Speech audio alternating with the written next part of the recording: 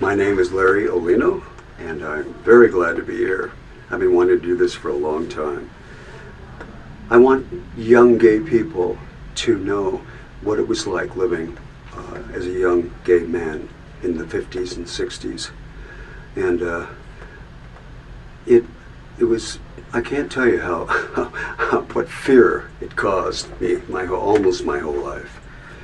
And I guess I want to show young gay people how grateful that we are today to be able to walk hand in hand and arm. We never could do that then. We would either be beaten up or picked up by the police or something. I don't know what, but anyhow, it was no picnic. The fears I talked about shaped my life. We had no protection, no rights. We were fired from jobs. I was fired 3 times. I'm a musician, and I was fired from clubs 3 times because some friends of mine came in to see me. And the owner came over and said, "I'm sorry, we can't have people like that in here. You're fired." And that was, that was fine with them. So we had no protection. And my parents, when I was a young teenager, I happened to fall in love with another male teenager.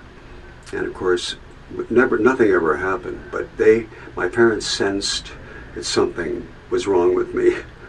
And so they sent me to a Catholic psychiatrist, which was a trip in itself, I went to the Catholic psychiatrist. I told everything about my sexual experiences, and then after I finished, there was a woman, and I think a nurse, that came out and read everything back to me. I was so embarrassed I could die, really. Anyway, I never went to another psychiatrist until not long ago. I'm just so grateful to be who I am today, and it took a long time to get there. I'm so happy today being gay. I'm 73 years old, and it took a long time for me to get comfortable with myself and stop hating myself and stop being so fearful of everything. I'm afraid people will find out, who I am or sense something about me. And it's a terrible way to live, really terrible way to live. And there's so many good things happening today. Sure, there still is some homophobia, but it's so different today. I hope someday we can have a gay president. I think that would be absolutely wonderful.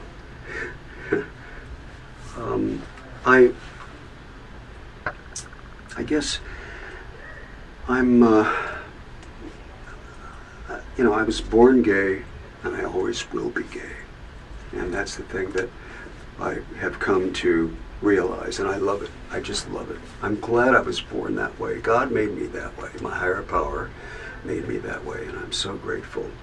I have a friend Bob, who was in the Navy, and he had a terrible experience when he was in.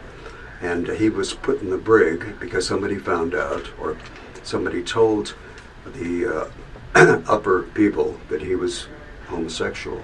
They put him in the brig and beat him a lot. I mean, that was what happened then if you were in the armed forces. And another thing that happened was, for me, being fired from jobs. I think I mentioned that. It was such a shock to me. I never ever thought that could happen to me, even though I knew what the generation was and what was happening.